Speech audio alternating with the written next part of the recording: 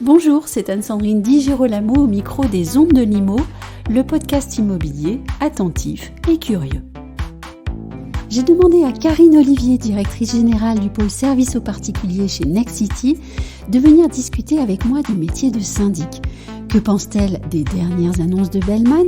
Comment le métier est-il appelé selon elle à évoluer ? Comment Nexity accompagne ses gestionnaires dans la pratique de leur métier face à des clients exigeants et face à des défis comme celui de la rénovation énergétique. Voici Karine Olivier. Karine Olivier, bonjour. Oui, bonjour. J'aimerais qu'on commence ce sujet en évoquant la question de l'ubérisation des métiers de l'immobilier. Dernièrement, Bellman, qui était en proie à de graves difficultés, a tenté d'innover en supprimant les postes de gestionnaire de copropriété et en proposant à ses salariés anciens gestionnaires de copro et à d'autres de passer sous le statut d'indépendant ou d'auto-entrepreneur. Tout d'abord, est-ce que selon vous, c'est conforme à l'esprit de la loi Hoguet ? En effet, le marché est en train d'être bousculé. On se rend compte qu'il y a de nouveaux acteurs qui arrivent sur ce marché du syndic de copropriété. On appelle ces nouveaux acteurs les néo-syndics. Oui. En fait, c'est des acteurs qui ont simplement compris qu'il fallait s'adresser différemment à nos clients. Ils jouent sur l'émotion, ils veulent dépoussiérer un métier historique.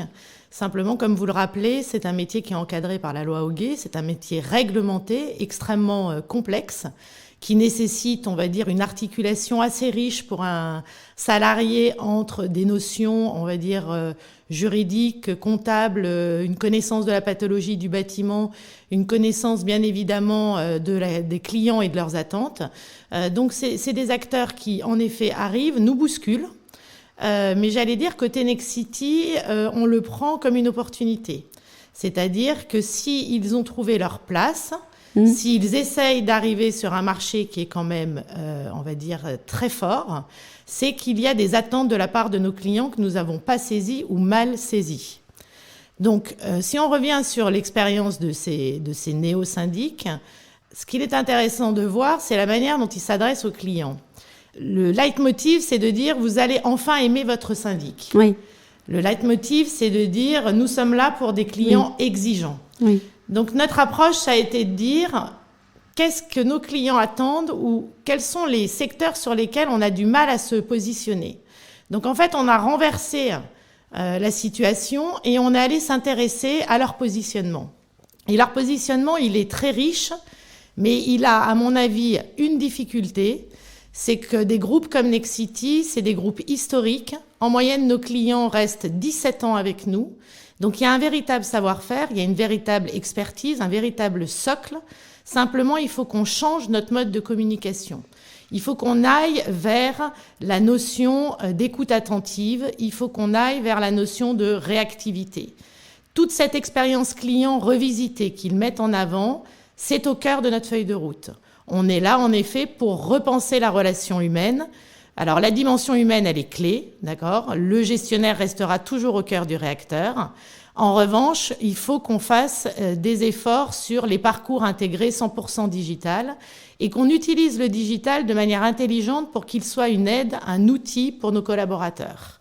Donc oui, on arrive vers une volonté d'ubériser, entre guillemets, ce métier parce qu'il y a besoin de services, parce qu'il faut être sur le digital, parce qu'il faut être dans la réactivité et surtout la transparence de l'information.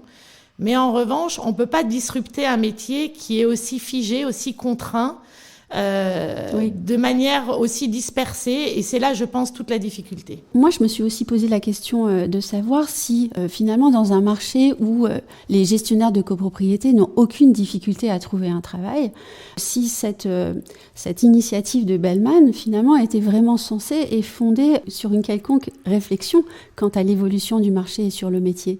Puisque finalement, comment est-ce qu'ils vont les trouver, ces gestionnaires de copropriété indépendants ? Vous avez déjà du mal à en trouver vous-même ? En effet, nous, notre position, c'est de dire que le métier est de plus en plus complexe, les clients sont de plus en plus exigeants. Nous sommes des prestataires de services. Nous sommes là pour, tenir une promesse liée à notre engagement. Et donc, même si le marché est tendu, pénurique sur cette population, peut-être plus lié à l'attrait du métier tel qu'il est proposé aujourd'hui. Aujourd'hui, un gestionnaire, il a besoin d'être dans une structure, d'être dans une équipe, d'être drivé par des modules de formation très forts, d'être accompagné pour être mis en avant et retrouver cette relation client qui est essentielle. Donc moi, je ne crois pas au modèle de plateforme de service unique parce que je crois que l'humain, avec le digital, revient en force. C'est l'humain qui fera la différence. Et donc, notre positionnement, c'est de dire aujourd'hui, on cherche dans nos recrutements des profils qui ont avant tout le savoir-être et on est capable de leur proposer le savoir-faire. On est un groupe qui est très expert. On a énormément d'expertise dans ce groupe. Et quand on a des réclamations clients, ce n'est jamais pour nous demander si on peut faire monter d'un cran l'expertise de nos équipes. Les réclamations clients, elles tournent toujours autour de la disponibilité, la joignabilité et surtout la réactivité. Aussi. Exactement. Donc, pour un groupe comme le nôtre, notre cœur de réflexion, c'est de dire comment attirer des talents sur un métier qui est très complexe. Et donc, on va diversifier nos sources de recrutement. On vient de passer un accord avec Pôle emploi et on a 14 personnes qui arrivent là au niveau du pôle service qui sont en reconversion. C'est des gens qui ont travaillé dans l'assurance, l'hôtellerie, la restauration.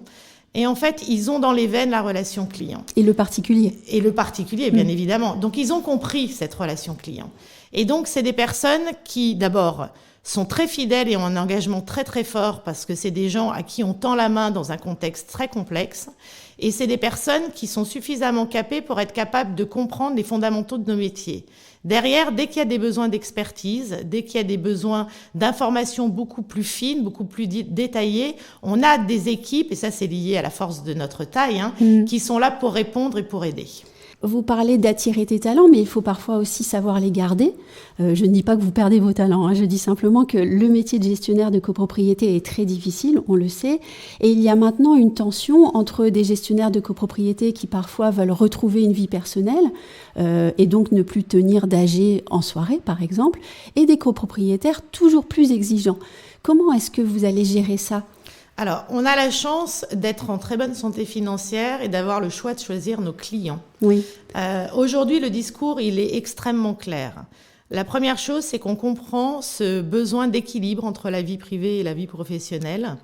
Et donc, on pousse nos collaborateurs à être acteurs et maîtres de leur planning.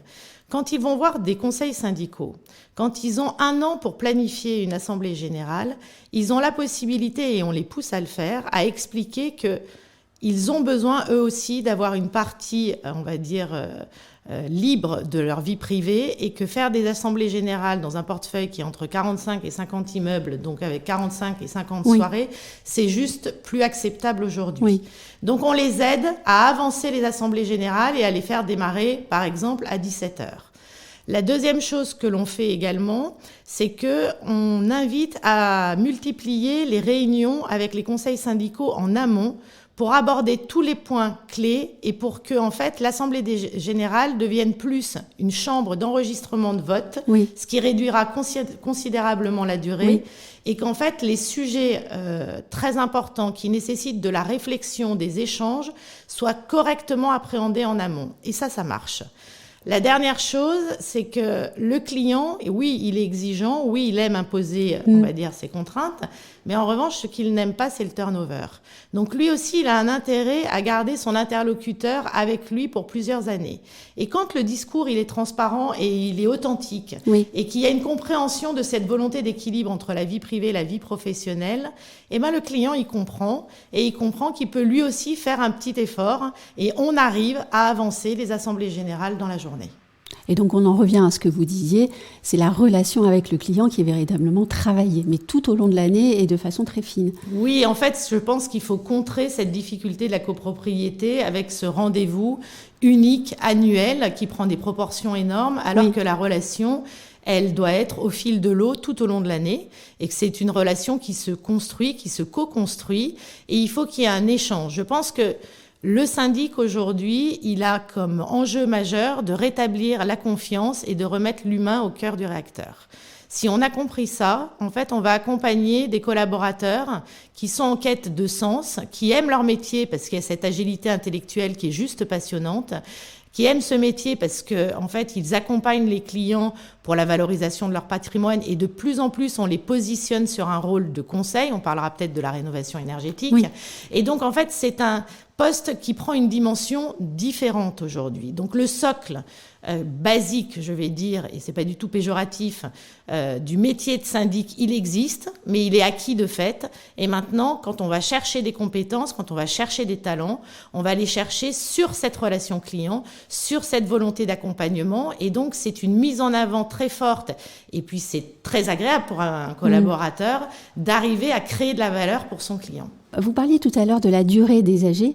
Souvent, on le sait, les AG sont très longues parce qu'elles sont nourries de conflits qui trouvent là matière à s'épanouir, je dirais. Est-ce que vous, par exemple, vous travaillez sur l'aspect psychologique avec vos salariés pour les aider à appréhender de mieux en mieux la matière humaine, je dirais? Oui, tout à fait. Alors, dans les gros changements que nous avons opérés, il y a en fait la formation. Aujourd'hui, on travaille avec des acteurs qui sont par exemple dans le théâtre pour permettre d'apprendre l'improvisation.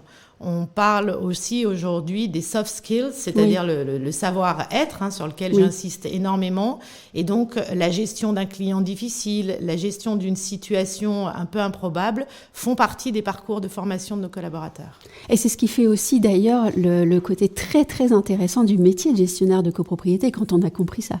Il faut aimer l'imprévu et peut-être le fun parfois. C'est ce qui fait qu'en fait, c'est souvent des collaborateurs qui ont, donc on va dire, un socle très solide et puis une vraie personnalité, un vrai tempérament, puisqu'il faut avoir des épaules pour faire ce métier. Mais en revanche, je pense qu'on arrive aussi à un moment très important, c'est-à-dire que quand on peut choisir ses clients, on est capable aussi de démissionner. Et ça, c'est un positionnement de la direction générale qui est très très fort vis-à-vis de nos collaborateurs. On n'accepte plus les situations, on va dire, où il y a de l'irrespect. Nous, on prône le respect entre collaborateurs, mais le respect avec les clients, mais également on pousse le respect des clients vis-à-vis de nos collaborateurs. On n'est pas corps et âme pour ce service, on est là pour faire correctement notre métier, mais il faut que ça soit fait dans des conditions acceptables.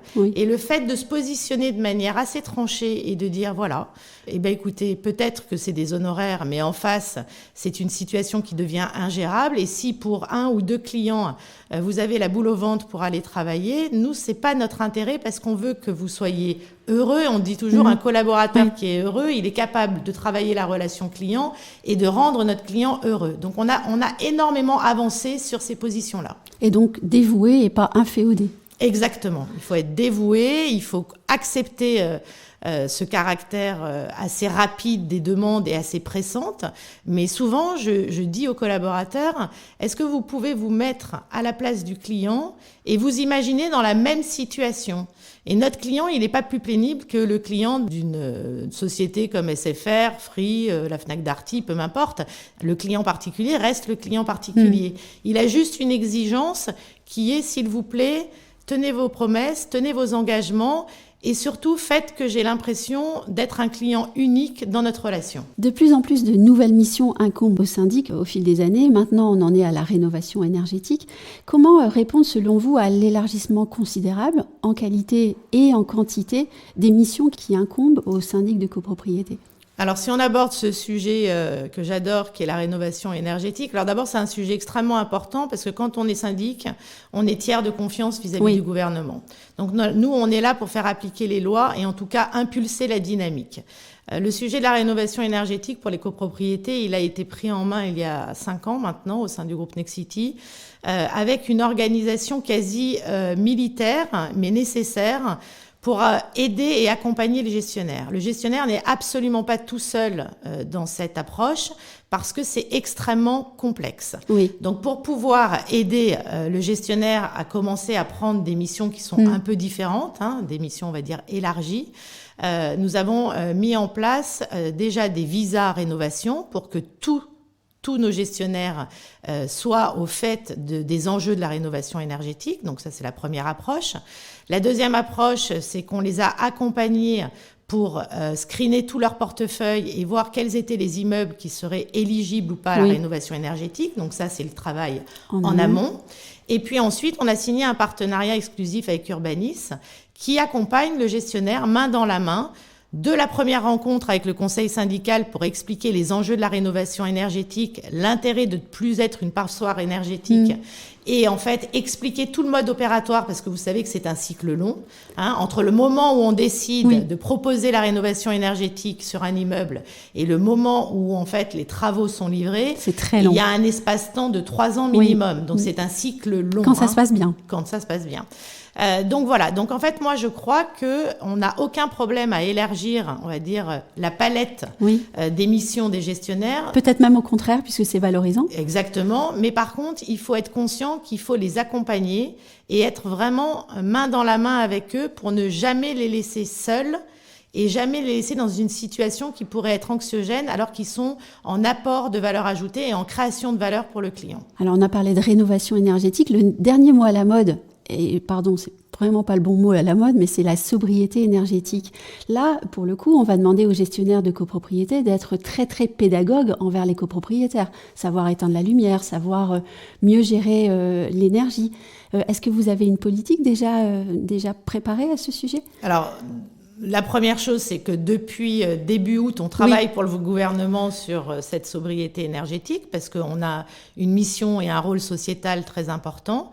La deuxième chose, c'est que bien évidemment, le gestionnaire, c'est un appui aux politiques locales. Donc, son rôle est aussi de sensibiliser les populations. On a une chance extraordinaire, c'est d'être au contact des habitants. Il faut savoir qu'un Français sur 3 habite dans un immeuble et que 70% de ces Français sont dans une copropriété.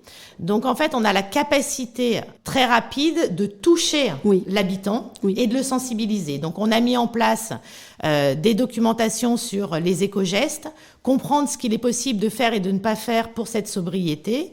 Donc, c'est un rôle de pédagogie très fort.